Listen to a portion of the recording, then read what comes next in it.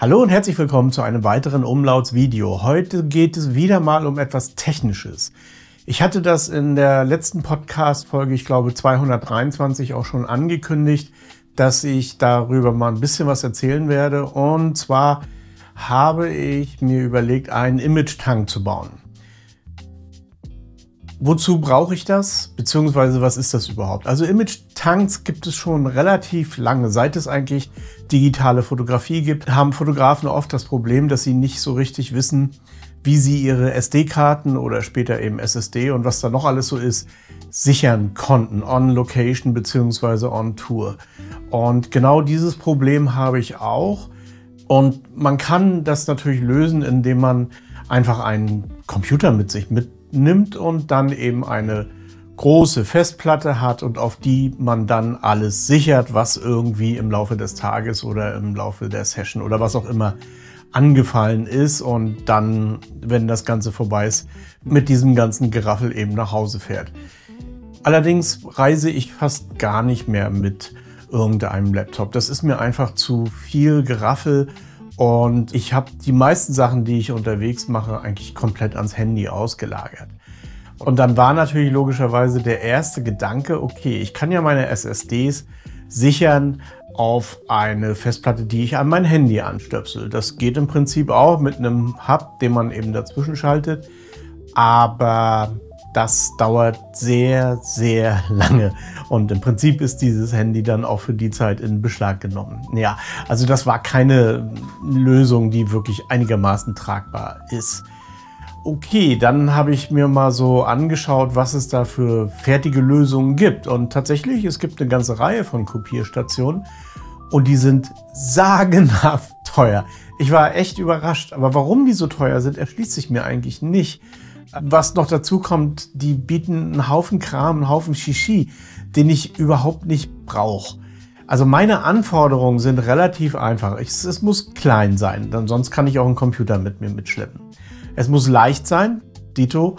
Es muss energiesparend sein. Das ist jetzt nicht unbedingt so notwendig, aber das hätte natürlich den Charme, dass ich vor Ort, also on Location, wie man so schön sagt, schon die Datensicherung machen könnte. Es muss einigermaßen schnell die Daten schaufeln. Zuverlässig muss es sein, das ist ganz wichtig.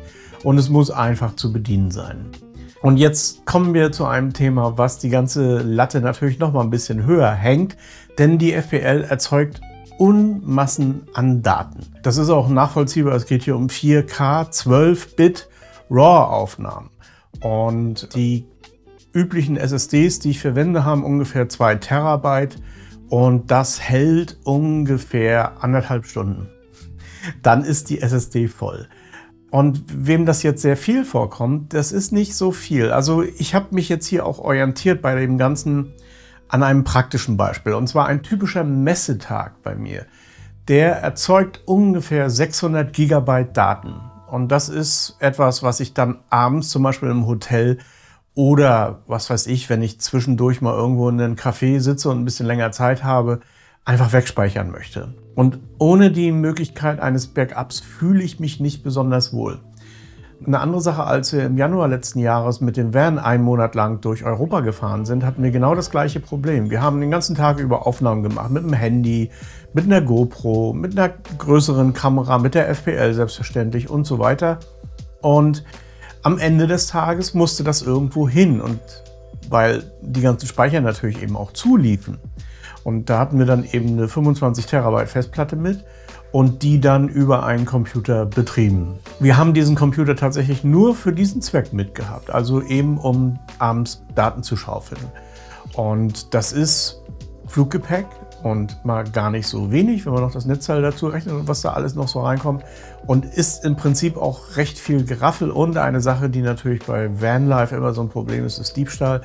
Dem wollte ich mich natürlich auch nicht irgendwie aussetzen. Das muss einem natürlich auch klar sein. Deswegen haben wir dann den Laptop immer irgendwo aus dem Sichtbereich geschafft, wenn wir irgendwo unterwegs waren und so. Ja, also mit einem Laptop zu reisen ist etwas, was ich mir eigentlich komplett abgewöhnt habe.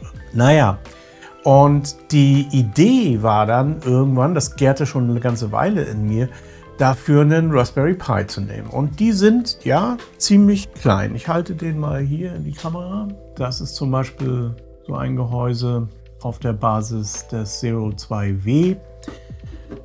So sieht so ein Zero 2W aus. Also es ist wirklich ein echt winziger Computer. Aber es gibt natürlich auch die Möglichkeit, das Ganze in einem Pi 5 unterzubringen. Auch da gibt es diverse Geschmacksrichtungen und so weiter.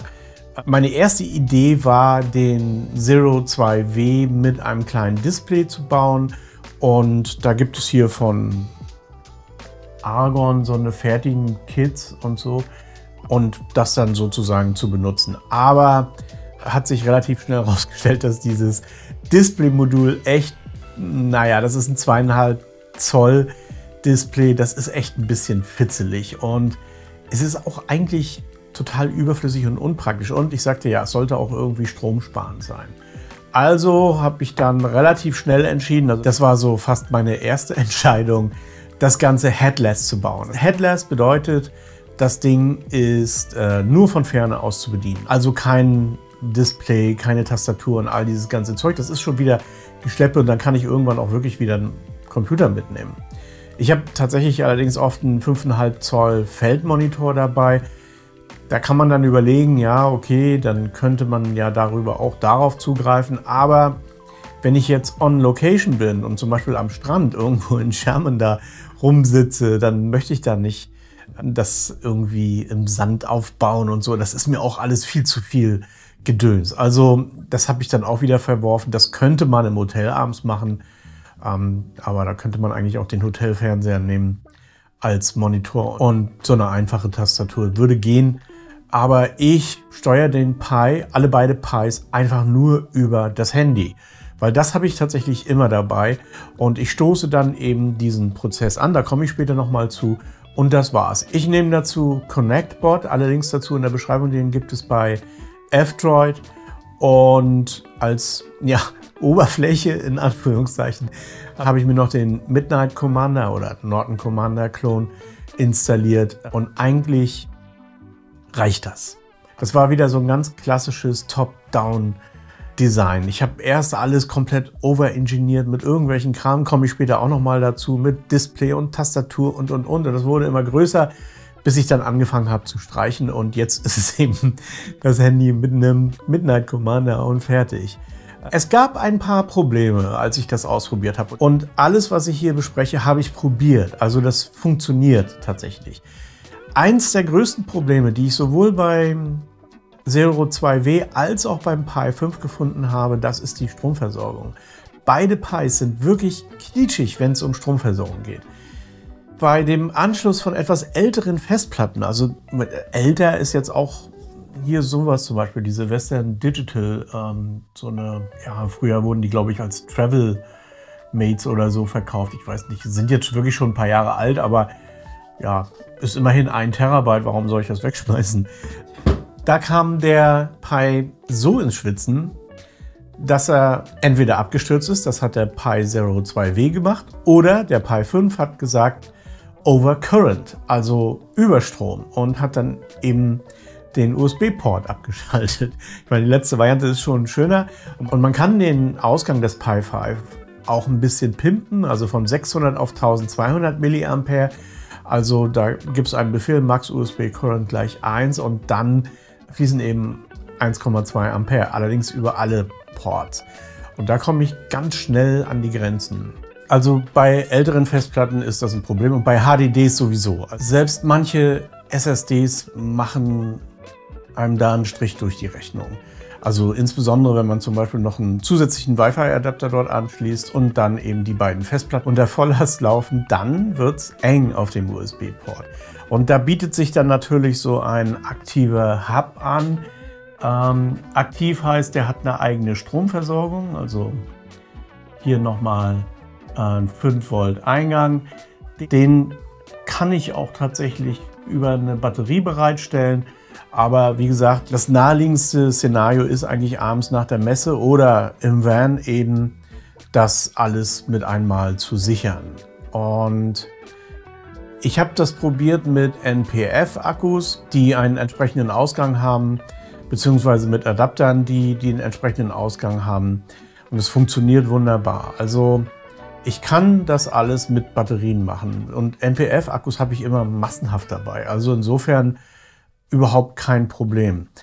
Wie gesagt, die Überlegung war eben, das alles mit Batterie zu machen, aber da kommen wir dann gleich zu einer weiteren Einschränkung. Mit dem Zero 2W ist das überhaupt kein Problem. Der ist wirklich sehr sparsam, also der hat so unter Volllast ungefähr 3 Watt, wenn es hochkommt, aber der Pi 5, der schlägt dann mal eben so mit ungefähr 4, 5, 6, 7 und mehr Watt zu. Das ist dann natürlich schon ein bisschen viel. Bei Heise stand mal der kleine Hitzkopf und das ist wirklich echt nervend, dass die Dinger, also die Pi 5, ja so heiß sind, dass man einen Kühler braucht. Deswegen habe ich nach einer etwas sparsameren Variante Ausschau gehalten und tatsächlich gibt es den Pi 5 2 GB statt 4, 8, 16 und so weiter und der verbraucht nur 4,5 Watt. Das ist zwar immer noch zu viel eigentlich, aber ist okay. Also das kriegt man, wie gesagt, mit dem NP-Akku hin. Okay, also das war das Thema Stromversorgung. Das war das erste größere Problem, dass ich entweder den Pi pimpen muss oder auf einen aktiven Hub ausweichen muss. Das zweite, und das war dann schon ein bisschen problematischer, ist die Geschwindigkeit. Der Pi Zero 2W ist zu langsam für die FPL. Prinzipiell gehen beide, aber wenn ich, das war mein Szenario und ich habe das ausprobiert, diese 600 GB übertrage, dann brauche ich beim Pi Zero 2W 10 Stunden. Was ich übrigens auch interessant finde, ist, also der theoretische USB-Durchsatz ist 60 Megabyte pro Sekunde. Das ist natürlich brutto. Netto kommen dann ungefähr bei Benchmark-Tests 38 Lesen und 42 Megabyte Schreiben raus. Aber in der Praxis ist das dann doch anders. Also so viel eben mal zu Benchmark-Tests. Die nützen einem eigentlich nicht viel. Also der Pi Zero mit diesen 600 GB, die er mit Rsync hin und her schaufelt, braucht 10 Stunden. Ja, das ist ganz schön viel. Also wenn man rechtzeitig ins Hotel kommt und das abends anstößt, dann darf man morgens nicht zu früh losgehen. Sonst schafft man das eben nicht, das alles zu sichern. Und ja, es ist an der Grenze des Praktischen. Auf der anderen Seite, wenn ich nur fotografieren würde oder wenn ich stark komprimiertes Material hätte, also MP4-Zeugs oder sowas, dann ist das an sich kein Problem. Dann kann ich den kleinen Pi dafür verwenden. Und ich kann ihn ja auch schon im Rucksack loslaufen lassen, wenn ich noch on Location bin. Beim Pi 5 2G, jetzt in diesem Falle, da habe ich eine theoretische Durchsatzrate von 625 Megabyte pro Sekunde. Und beim Benchmarking kommen dann 226 beim Lesen und 294 beim Schreiben raus. Aber auch das ist nicht ganz so korrekt. Allerdings liegen die Werte hier dichter beieinander. Mit dem Rsync der 600 GB habe ich dann 211 Megabyte Durchsatz gehabt. Und das bedeutet, dass ich die in 48 Minuten, also ungefähr, sagen wir mal eine Stunde mit allem Pipapo, habe ich meine Daten gesichert. Und das ist sehr praktikabel. Also das kann ich wirklich auch schon on Location machen, wenn, wie gesagt, das ganze Batteriegeraffel mir nicht zu aufwendig ist. Oder eben im Hotel, wenn ich ankomme, bevor ich zum Abendbrot esse, ist alles gesichert. Also das ist okay. Das ist eigentlich so, wie ich es haben wollte. Also für die FPL bei diesen exorbitanten Datenmengen, denke ich, gibt es keine andere Möglichkeit als mit einem Pi 5. Ich habe mir 2 Image-Tanks gebaut. Einen, wenn ich nur fotografisch unterwegs bin und einen eben für die FPL direkt. Und ich kann mir dann überlegen, welchen ich nehme. Beide sind außerdem auch noch Travel Router. Das kann man nämlich auf dem Ding auch gleichzeitig installieren. Und übrigens, man braucht auch eine feste IP. Man muss sich ja irgendwie mit dem Handy da drauf einklinken, damit man den Norton Commander starten kann. Also eigentlich ist gerade der Pi 5 ein bisschen überdimensioniert für diese Aufgabe. Aber ich brauche eben den schnellen USB und da komme ich dann eben nicht dran vorbei. Ich habe mir auch so in der ersten Euphorie ein Programm geschrieben in Python. Das funktioniert so, dass wenn eine Festplatte angesteckt wird, wird die automatisch erkannt und automatisch gemountet. Wenn dann die zweite Festplatte angeschlossen wird, dann wird die eine als Ziel markiert und die andere als Quelle. und dann geht das Kopiere schon automatisch drauf los. Das habe ich, wie gesagt, implementiert und funktioniert wunderbar, aber es ist ein bisschen gefährlich, habe ich gemerkt, weil wenn man das vertauscht, dann ja, weil, wie gesagt, das Ganze ist headless, dann ist es natürlich geschehen um die eine Festplatte. Im besten Falle wird nichts kopiert, aber meistens ist da ja noch irgendwas drauf. Also so ein kompletter Automatismus ist schon ein bisschen kompliziert und das sagte ich ja eingangs am Ende, habe ich tatsächlich den Midnight Commander genommen und einfach die eine Seite zur anderen kopiert und fertig. Das funktioniert, da ist allerdings auch kein großes Protokoll dabei. Also wenn ich zum Beispiel Dateien unvollständig geschrieben habe, dann werden die beim nächsten Mal nicht neu geschrieben oder so. Also das muss man alles händisch machen. In dem Falle ist so ein rsync-Kommando natürlich sinnvoller. Das kann ich allerdings auch in der Shell ausführen, wenn ich will. Aber letztendlich kann das jeder halten, wie er oder sie möchte. Mein Fazit für kleinere Datenmengen geht ohne weiteres der Zero 2W mit seinem USB 2.0 Anschluss, während ich, wenn ich größere Datenmengen schaufeln muss, also zum Beispiel im Terabyte-Bereich, dann muss ich auf den Pi 5 ausweichen, habe ich einen etwas höheren Stromverbrauch, aber das ist dann irgendwo auch in einer normalen menschlichen Zeit zu schaffen. Wenn Fragen sind, bitte gerne unten in die Kommentare. Und auch das Programm stelle ich gerne zur Verfügung. Ich werde das vielleicht auch irgendwann mal downloadable machen, obwohl es wirklich kein Hit ist, das Ding. Aber ich sträube mich so ein bisschen dafür, irgendeine Verantwortung zu übernehmen, beziehungsweise da irgendwie Support zu leisten. Also wer das haben möchte, eben auch in die Kommentare schreiben am besten. Dann schicke ich das per E-Mail oder wie auch immer zu.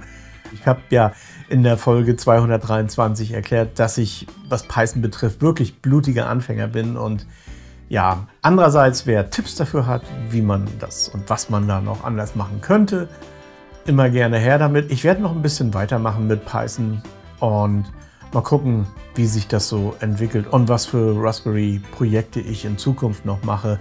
Dies hier war ein wirklich praktisches Beispiel für ein Problem, das ich tatsächlich habe, das ich jetzt gelöst habe und wo ich wirklich froh bin, dass das auf so einfache Art und Weise und übrigens auch kostengünstige Art und Weise gelöst werden konnte. Für die Produkte habe ich Affiliate-Links unten in der Beschreibung, also da kann man sich das zusammenklicken. Es ist am Ende eben wirklich eine einfache, kostengünstige, schnelle, sichere Lösung, um seine Daten unterwegs zu sichern. So, das wäre es für heute soweit und bis zum nächsten Mal. Bye bye!